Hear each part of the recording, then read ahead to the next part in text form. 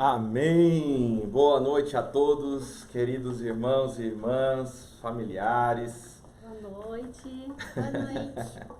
Como é bom estar com vocês aqui, mais essa transmissão ao vivo pelo YouTube, compartilhando a palavra. Esse dia que é um dia comemorado pelo nosso calendário, né? O dia da Páscoa. E para nós a Páscoa tem um significado muito mais importante do que da forma como o mundo comemora. Tem um significado muito mais importante do que apenas uma data no nosso calendário. É a nossa vida, é a essência da nossa vida com Cristo, com a nossa nova caminhada em Cristo. E eu quero dar início a esse momento, a essa noite, né? Nós já tivemos aí tempo de louvor e agora vamos também nos preparar para compartilhar a palavra. Quero pedir que minha mãe possa orar, dando abertura aqui para nós. Amém. Oramos, Senhor nosso Deus. Pai, Amém, Jesus. estamos diante da Tua presença, Senhor, para Te louvar, Te engrandecer, Jesus. dizer que só Tu és o nosso Deus, o nosso refúgio, a nossa fortaleza. E em Ti confiamos, Pai. Amém. Abençoa-nos no dia de hoje, nesta palavra. Amém, amém. Senhor, aos irmãos que estão entrando, assistindo esta programação. Sim, Senhor, abençoa cada um, derrama das Tuas maravilhas e da Tua graça, em nome de Jesus. Amém. Amém. Amém. Da outra vez eu havia pedido para Caleb fazer a leitura do texto de abertura, mas dessa vez eu pedi aos nossos irmãos, né, que pudessem fazer a leitura do Salmo 117. Eu quero colocar aqui como ficou a mistura da leitura de cada um de vocês, desse salmo, certo? Salmo 117. O mundo deve adorar a Deus. Que todos os povos o louvem. Porque muito grande é a sua misericórdia para conosco. E a verdade do Senhor é para sempre. Aleluia!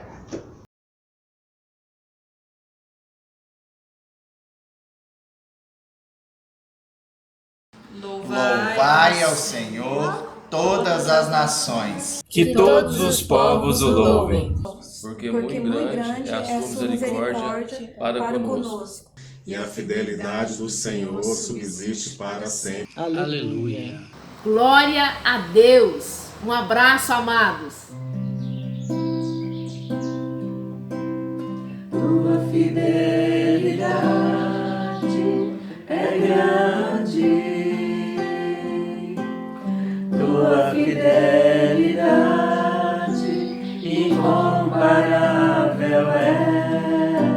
Ninguém é como tu, bendito Deus. Grande é tua fidelidade.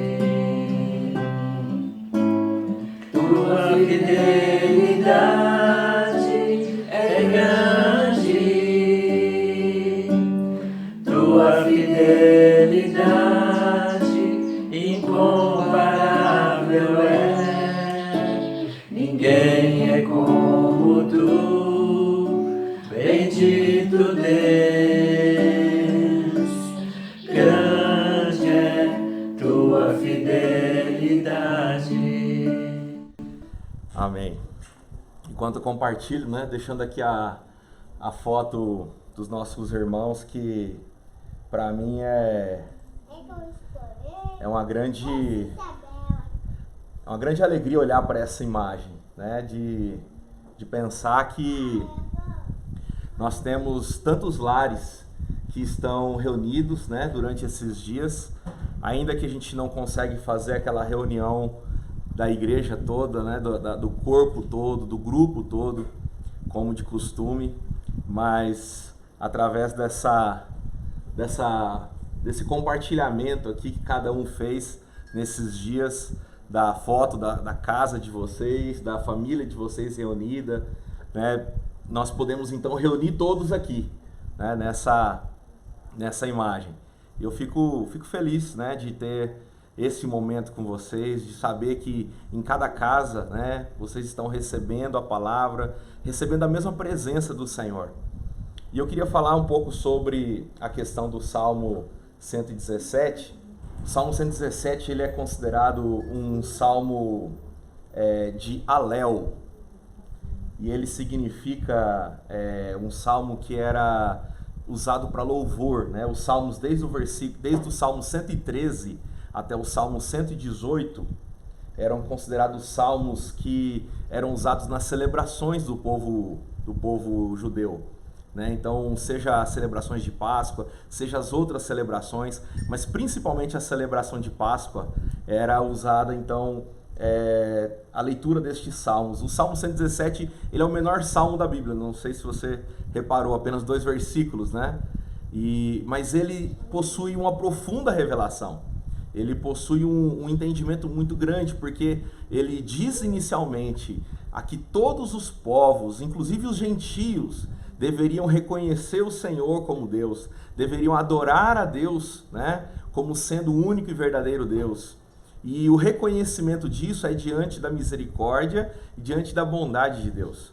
Nós cremos que nesse tempo que nós vivemos, mais do que nunca, o mundo tem parado, tem se atentado para a importância de quem é Deus e de que há muitas coisas que estão fora do controle humano, né? E que se não for mesmo a misericórdia e a bondade de Deus, eles não podem se salvar, né? Não podem ser salvos.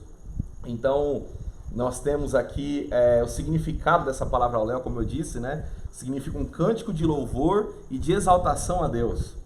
E na passagem que nós temos lá de Marcos 14, 26, após o Senhor Jesus celebrar a Páscoa, né? Eles cantaram então o hino e aí então seguiram para o momento lá no Getsemane, onde eles foram orar. Então você viu aqui, né, a igreja, né, o nosso corpo, cada um nas suas casas, fazendo a leitura e a gente juntando esses trechos, né, fazendo uma celebração muito semelhante a que Jesus tenha feito nesse sentido de ler o Salmo, de entoá-lo, né, e adorá-lo, ainda mais essa canção no final feita aqui, né, por essa família preciosa, né, os pastores Messias e Elma, Renato e Ingrid, também a Ana Teresa. Ficou muito jóia, ficou muito bonito. E eu queria então começar a ler com vocês a palavra de hoje, e eu quero dar início a ela declarando que nós temos no Senhor um cordeiro para cada família. Eu quero abrir aqui então com vocês no livro de Êxodo, capítulo 12. E ele então faz essa declaração, né? Vamos ler aqui em Êxodo, capítulo 12, a partir do versículo 1. Diz assim: Disse o Senhor a Moisés e a Arão na terra do Egito: Este mês vos será o principal dos meses, será o 1º mês do ano. Falai a toda a congregação de Israel, dizendo: Ao 10 deste mês, cada um tomará para si um cordeiro, segundo a casa dos pais, um cordeiro para cada família. É o que ele diz. Mas, se a família for pequena para um cordeiro, então convidará ele o seu vizinho mais próximo, conforme o número das almas, conforme o que cada um puder comer, por aí calculareis quantos bastem para o cordeiro. O cordeiro será sem defeito, macho de 1 ano. Podereis tomar um cordeiro ou um cabrito, e o guardareis até o 14º dia deste mês. E todo o ajuntamento da congregação de Israel o imolará no crepúsculo da tarde. Tomarão sangue e o porão em ambas as ombreiras e na verga da porta, nas casas em que o comerem. Naquela noite, comerão a carne assada no fogo, com pães asmos e ervas amargas a comerão. Não comereis do animal nada cru, nem cozido em água, porém assado ao fogo, a cabeça, as pernas e a fressura. Nada deixareis dele até pela manhã, o que porém ficar até pela manhã, queimá-lo-eis. Desta maneira o comereis, lombos cingidos, sandálias nos pés e cajado na mão. Comê-lo-eis à pressa, é a Páscoa do Senhor, porque naquela noite passarei pela terra do Egito, e ferirei da terra do Egito todos os primogênitos, desde os homens até os animais. Executarei juízo sobre os deuses do Egito. Eu sou o Senhor. O sangue vos será por sinal nas casas em que estiverdes. Quando eu vir o sangue, preste atenção nessa parte, passarei por vós, e não haverá entre vós praga destruidora, quando eu ferir a terra do Egito.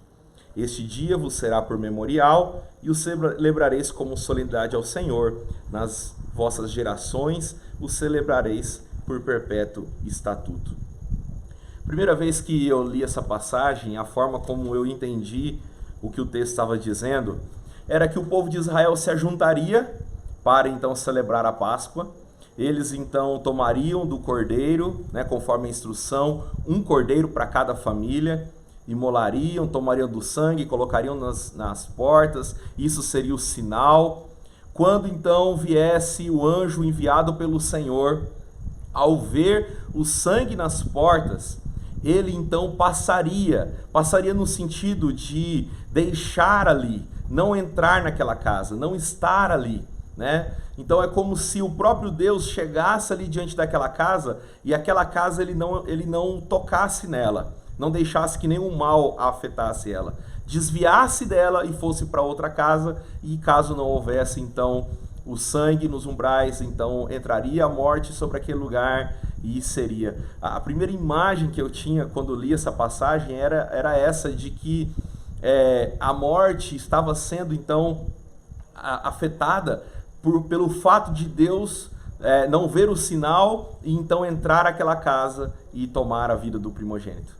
Mas depois de estudar um pouco a palavra e depois de ouvir alguns compartilhamentos, eu achei muito interessante uma explicação que diz o contrário, que diz que quando a presença do Senhor chegava diante da casa que havia o sinal, o Senhor então passava para dentro daquela casa.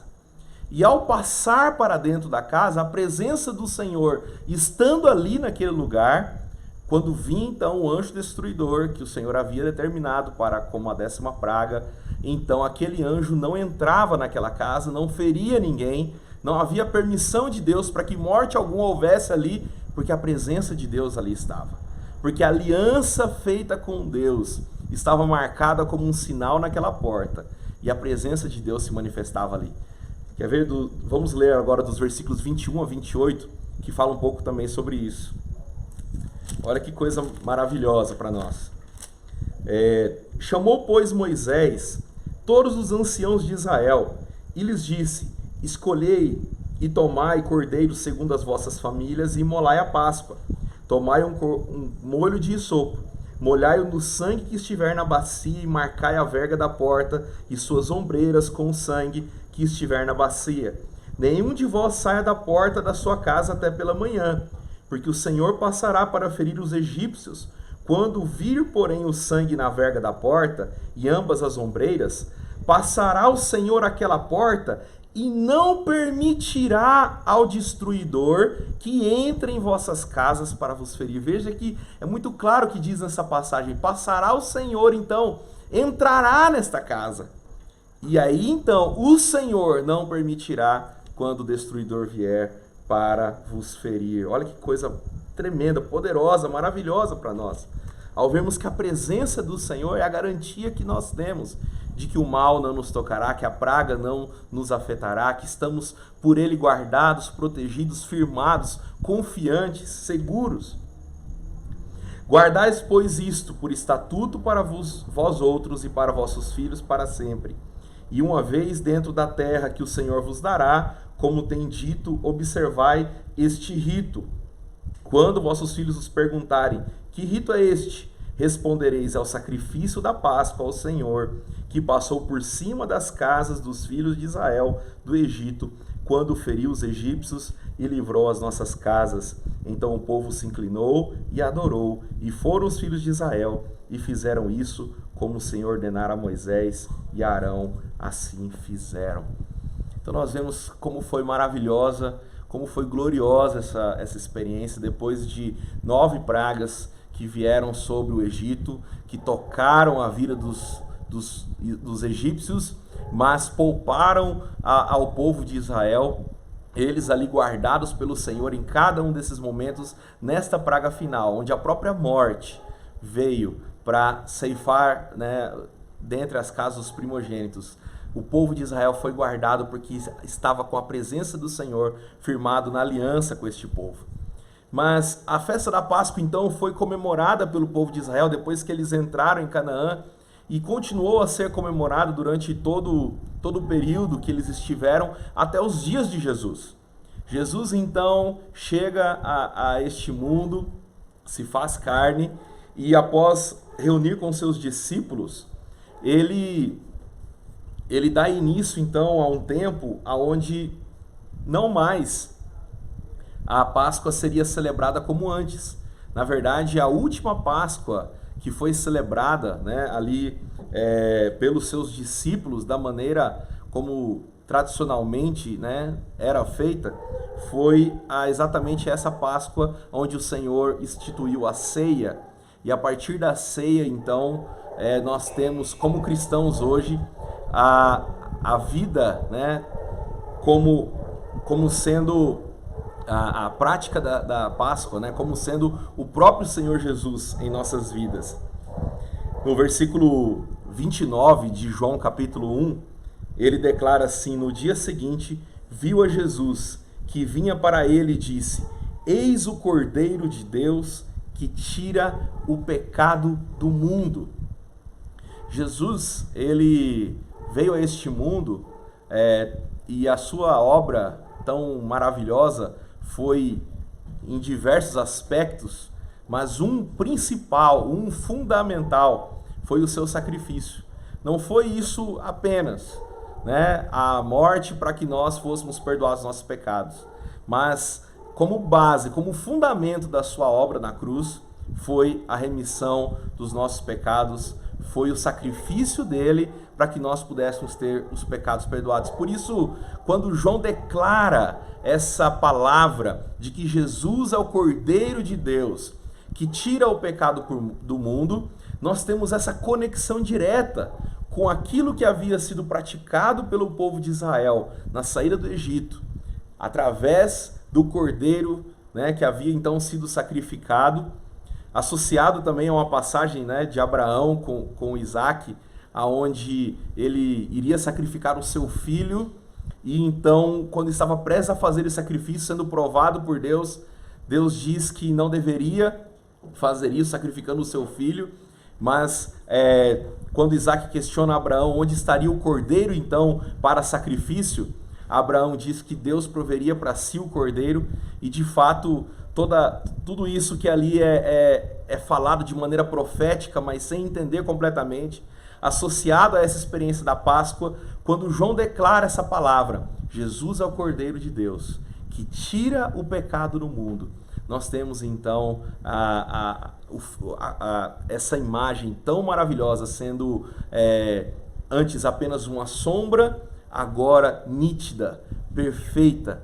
O sacrifício que Jesus faria na cruz completaria tão grande salvação, obra tão maravilhosa para as nossas vidas, e se tornaria então a nossa Páscoa, né? A nossa Páscoa tão sagrada, tão especial, né? Que não depende de um calendário.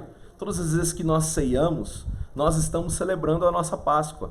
Nós não dependemos de uma data no ano. Essa data, ela nos ajuda a espalhar o significado da obra de Cristo, do sacrifício de Cristo, da posição de Cristo como Cordeiro de Deus, né? De como o seu sacrifício é grande, é poderoso, é maravilhoso, é completo, mas de nenhuma forma nós entendemos que apenas nessa data que nós devemos comemorar. Tanto que nós realizamos a nossa ceia domingo passado, não teríamos nenhum problema realizar novamente hoje, né? Mas hoje decidimos por apenas estar celebrando com os irmãos, louvando, né? Entoando este salmo, como foi aqui feito, compartilhando essa palavra, para que cada um de nós mantenha viva, mantenha aquecida, mantenha fortalecida dentro de nós a verdadeira Páscoa, o verdadeiro significado da Páscoa, que é o sacrifício de Cristo pelas nossas vidas. Eu queria ler mais um texto agora lá no livro de Hebreus, no capítulo 9.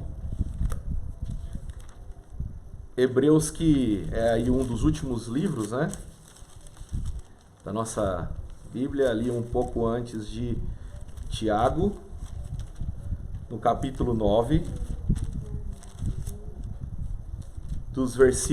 eu quero ler do versículo 11 em diante, fala o seguinte, é um texto maravilhoso e está falando exatamente sobre essa obra de Cristo na cruz. Quando, porém, veio Cristo, ele está falando aqui sobre a questão de sacrifícios, ofertas e tudo aquilo que pela lei nós tínhamos como sombras, né? No versículo 11 ele fala, quando, porém, veio Cristo como sumo sacerdote dos bens já realizados, mediante o maior e mais perfeito tabernáculo, não feito por mãos, quer dizer, não desta criação, não por meio de sangue de bodes e de bezerros, mas pelo seu próprio sangue, entrou no Santo dos Santos, uma vez por todas, tendo obtido eterna redenção. Portanto, se o sangue de bodes e de touros e a cinza de uma novilha, aspergidos sobre os contaminados, os santificam, quanto à purificação da carne, muito mais o sangue de Cristo, que pelo Espírito Eterno a si mesmo se ofereceu sem mácula a Deus, purificará a nossa consciência de obras mortas para servirmos ao Deus vivo. Por isso mesmo, ele é o mediador da nova aliança, a fim de que, intervindo a morte para a remissão das transgressões que havia sobre a primeira aliança, recebam a promessa da eterna herança aqueles que têm sido chamados. Porque onde há testamento é necessário que intervenha a morte do testador, pois um testamento só é confirmado no caso de mortos, visto de maneira nenhuma tem força de lei enquanto vive o testador. Pelo que nem a primeira aliança foi sancionada sem sangue. Porque, havendo Moisés proclamado todos os mandamentos segundo todo o povo, tomou o sangue dos bezerros e bodes com água e lã e tinta escarlate e hisopo e aspergiu não só o próprio livro, como também sobre todo o povo, dizendo: este é o sangue da aliança a qual Deus prescreveu a vós outros. Igualmente também aspergiu com sangue o tabernáculo e todos os utensílios do serviço sagrado. Com efeito, quase todas as coisas, segundo a lei, se purificam com sangue, e sem derramamento de sangue não há remissão. Olha que coisa tremenda o que Hebreus aqui está descrevendo acerca do sacrifício de Cristo, do seu poder, da diferença tão gloriosa entre o sacrifício de Cristo e o sacrifício que era feito pelos animais, do seu peso, do seu valor, né, do seu efeito, e também falando aqui acerca da aliança que existe com o derramamento de sangue, e deixando claro que sem o derramamento de sangue não haveria como nossos pecados serem redimidos. Por isso Cristo nos amou de tal maneira e se entregou por nós, se entregou no sentido de corpo para carregar no seu corpo o peso das nossas transgressões, do nosso pecado, como também derramar o seu sangue, para que através do sangue derramado nós pudéssemos ser lavados, purificados. Do verso 23 a 28, ele diz o seguinte: era necessário, portanto, que as figuras das coisas que se acham no céu se purificassem com tais sacrifícios, mas as próprias coisas celestiais com sacrifício a eles superiores. Porque Cristo não entrou em santuário feito por mãos, figura do verdadeiro, porém no mesmo céu, para comparecer agora por nós diante de Deus. Irmãos, só uma pausa aqui.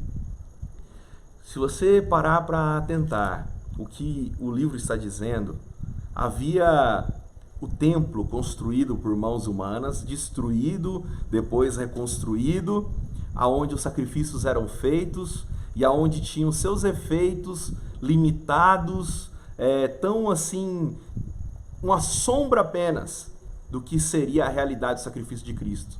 Mas Cristo também, ao ser sacrificado, ele não apenas comparece para aspergir o seu sangue sobre aquele templo feito por mãos humanas, mas o próprio templo feito pelas mãos humanas, ele apontava para um templo que existe nos céus, aonde está o trono de Deus, a presença do próprio Deus. E é lá que Jesus comparece para apresentar o seu sacrifício. Daqui a pouco eu vou ler uma passagem que é como se fosse uma câmera filmando esta cena para nós e relatada na palavra de Deus, para que nós pudéssemos ver o que acontece quando o Cordeiro de Deus, após ter morrido na cruz e pago o preço dos nossos pecados, comparece diante do trono de Deus, do templo do Deus vivo, com o seu sangue ali, pronto a propagar a remissão dos nossos pecados. Mas só para concluir esse texto também, que é muito especial, ele diz no versículo 25, nem ainda para se oferecer a si mesmo muitas vezes, como sumo sacerdote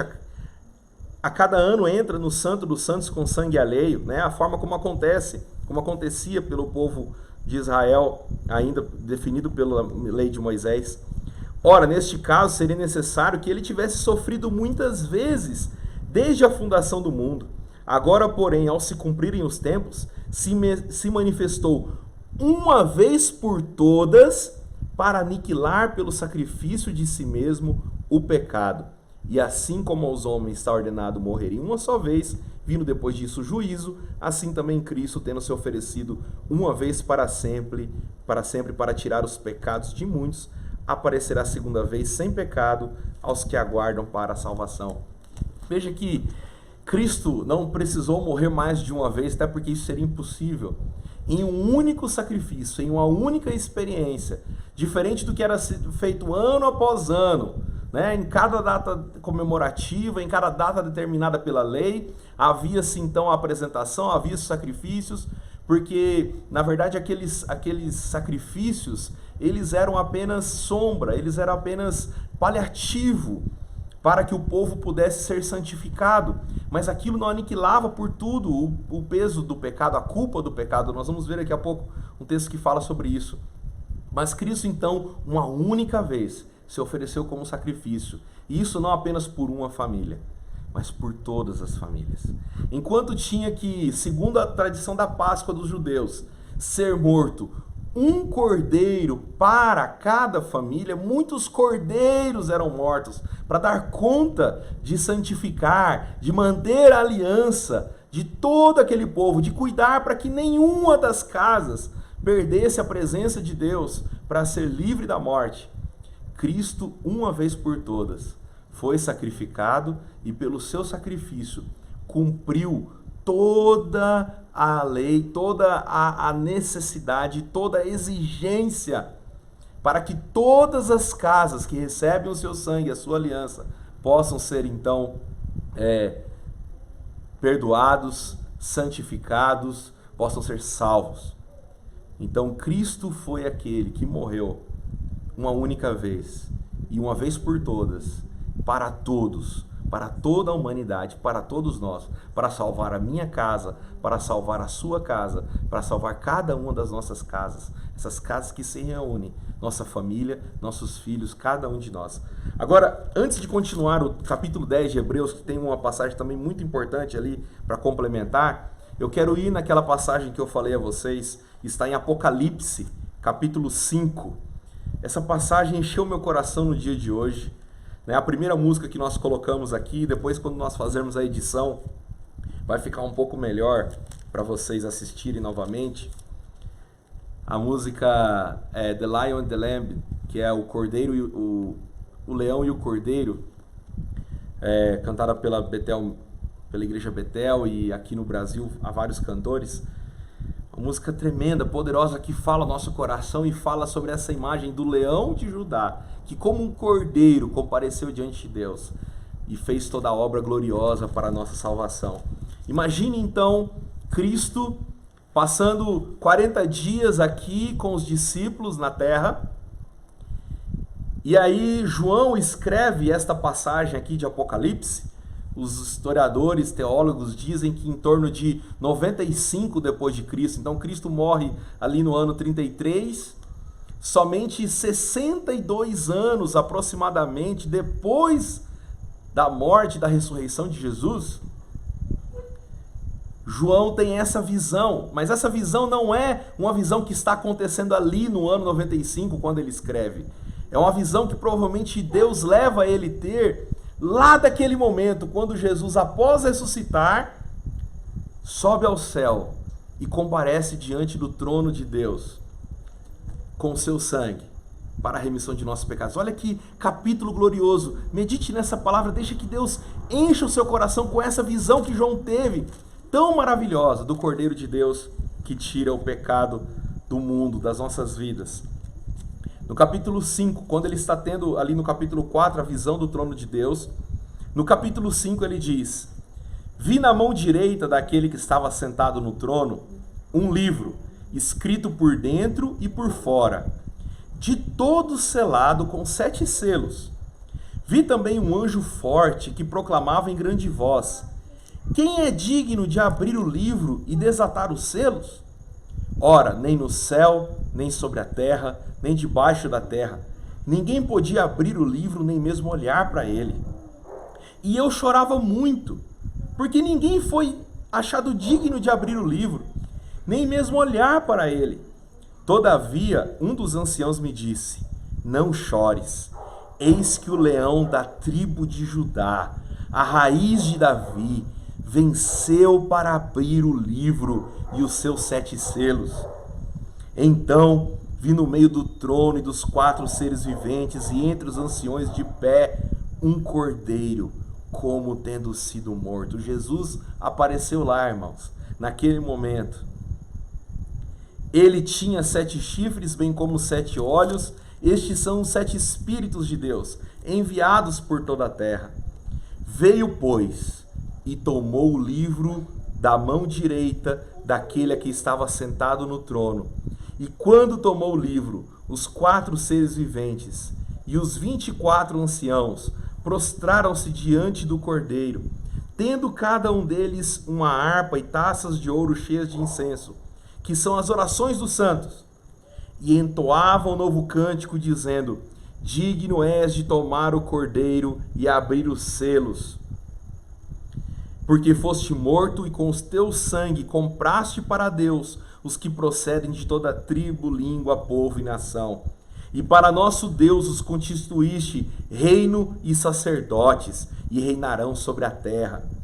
Vi e ouvi uma voz de muitos anjos ao redor do trono, dos seres viventes e dos anciãos, cujo número era de milhões e milhares de milhares, proclamando em grande voz: digno é o Cordeiro que foi morto de receber o poder e riqueza e sabedoria e força e honra e glória e louvor. Então ouvi que toda criatura que há no céu e sobre a terra e debaixo da terra e sobre o mar e tudo que neles há estava dizendo: aquele que está sentado no trono e ao Cordeiro seja o louvor e a honra e a glória e o domínio pelos séculos dos séculos. E os 4 seres viventes respondiam: amém. Também os anciões se prostraram e adoraram. Irmãos, que imagem gloriosa, que cena, que experiência tremenda essa de João. João pôde vivenciar o momento declarado em Hebreus, onde Jesus, depois de morrer, depois de ser sacrificado naquela cruz como o Cordeiro de Deus, aparece nesta mesma imagem no céu como o Cordeiro de Deus, diante do trono de Deus. E lá naquele momento onde João chorava, porque não havia alguém digno de abrir aquele livro e desatar os selos que correspondem ao fim do pecado, os selos que correspondem à determinação do fim da morte, do fim do diabo, do fim de todos aqueles que estão condenados com o pecado.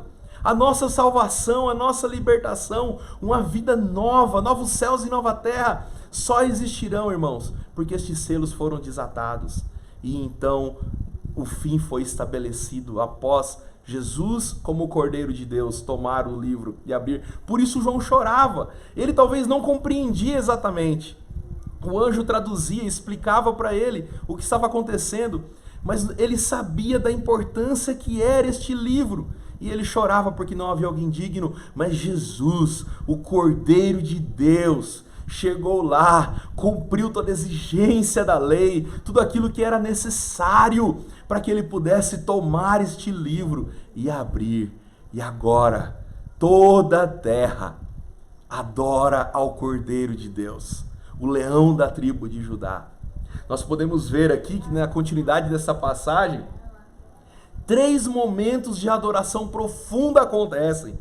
3 cânticos surgem ali. 3 grupos diferentes se levantam para adorar. Primeiramente, o Cordeiro é adorado pelos 4 seres viventes e os 24 anciãos que se prostram diante dele. Depois, ele também é adorado por milhões e milhões e milhares de vozes, que provavelmente são dos anjos e também daqueles que estão ali reunidos diante do trono de Deus. E depois, a passagem ainda diz que toda criatura, todos os animais, toda obra criadora de Deus reconhece aquele momento especial, aquele momento sobrenatural, aquele momento glorioso do Cordeiro de Deus, com seu sangue, podendo tomar o livro e desatar os selos e estabelecer ali a nossa completa redenção para a eternidade. Que coisa tremenda, que visão tremenda, que experiência maravilhosa essa, que está mencionada em Hebreus, mas está descrita aqui pela visão que João teve do que aconteceu no mundo espiritual, nos céus, e nós podemos conhecer devido à palavra de Deus que nos fala. E para encerrar, eu quero ler com você Hebreus, no capítulo 10, nós estávamos lendo o 9, agora eu quero ler o 10, só para a gente fechar aqui esse assunto que estávamos lendo e podemos orar na sequência. Desde o versículo 1 diz assim: Ora, visto que a lei tem sombra dos bens vindouros, não a imagem real das coisas, nunca jamais pode tornar perfeitos ofertantes, com os mesmos sacrifícios que ano após ano perpetuamente eles oferecem. Doutra sorte não teriam cessado de ser oferecidos, porquanto os que prestam culto, tendo sido purificados, uma vez por todas, não mais teriam consciência de pecados? Entretanto, nesses sacrifícios faz recordação de pecados todos os anos, porque é impossível que o sangue de touros e bodes remova pecados. Por isso, ao entrar no mundo, diz: sacrifício e oferta não quiseste, antes um corpo me formaste. Não te deleitaste em holocaustos com ofertas pelo pecado. Então eu disse, isso Jesus dizendo, né? Está descrito aqui em Hebreus: eis aqui estou, no rolo do livro está escrito a meu respeito, para fazer, ó Deus, a tua vontade. Depois de dizer como acima, sacrifícios e ofertas não quiseste, nem holocaustos e oblações pelo pecado, nem com isso te deleitaste, coisas que se oferecem segundo a lei, então acrescentou: eis aqui estou para fazer, ó Deus, a tua vontade. Remove o primeiro para estabelecer o segundo. Nessa vontade é que temos sido santificados, mediante a oferta do corpo de Jesus Cristo, uma vez por todas. Ora, todo sacerdote se apresenta dia após dia a exercer o serviço sagrado e a oferecer muitas vezes os mesmos sacrifícios, que nunca, jamais podem remover pecados.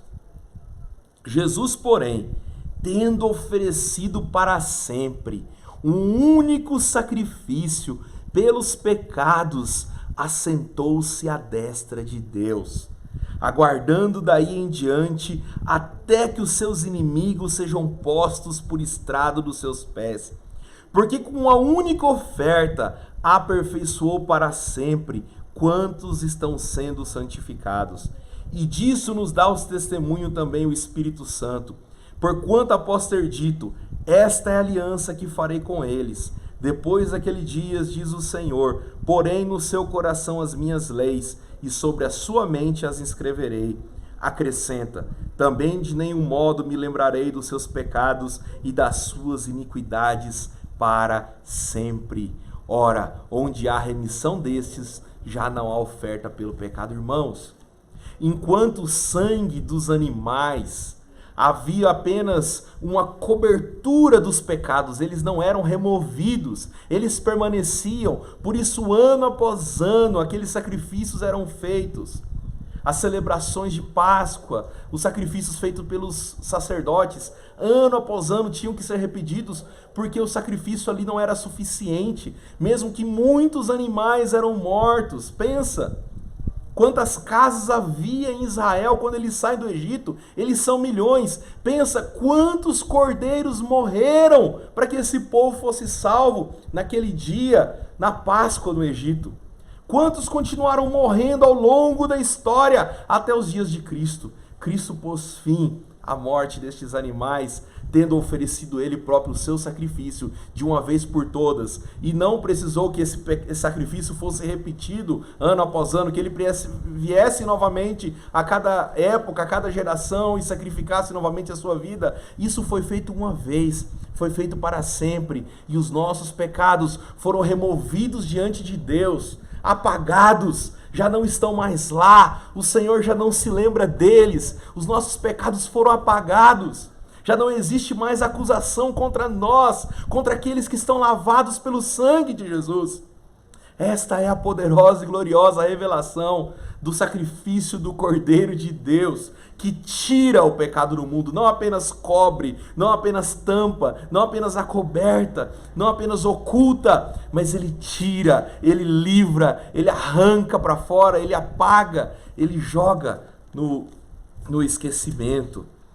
E para encerrarmos esse texto aqui do versículo 19 ao 25, tendo, pois, irmãos, intrepidez para entrar no Santo dos Santos, pelo sangue de Jesus, pelo novo e vivo caminho que ele nos consagrou pelo véu, isto é, pela sua carne.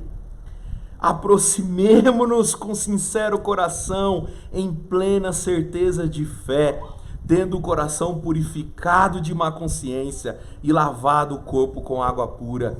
Guardemos firme a confissão da esperança, sem vacilar, pois quem fez a promessa é fiel.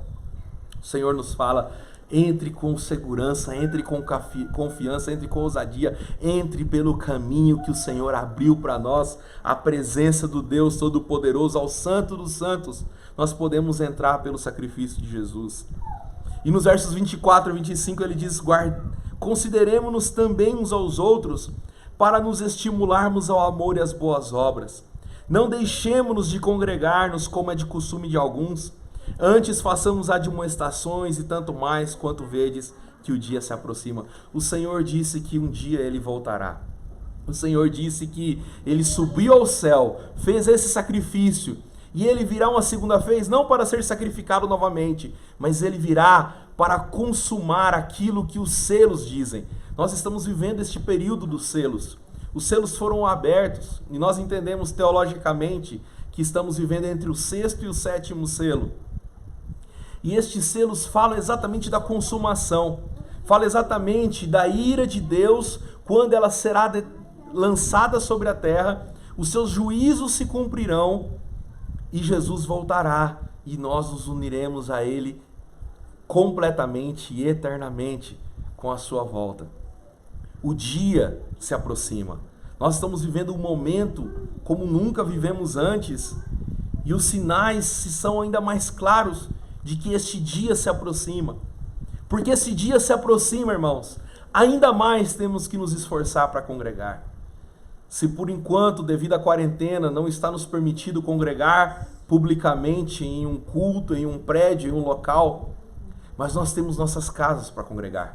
Nós temos este meio que é a internet para congregar. Não deixe de congregar, não deixe de ouvir a palavra, não deixe de reunir a sua família, não deixe de meditar na palavra, não deixe de participar do nosso culto online, não deixe de receber da presença, da vida de Deus, do Cordeiro de Deus sobre a sua vida, porque abastecidos, cheios da presença de Deus continuamente, é a certeza de que as pragas não tocarão em nossas vidas.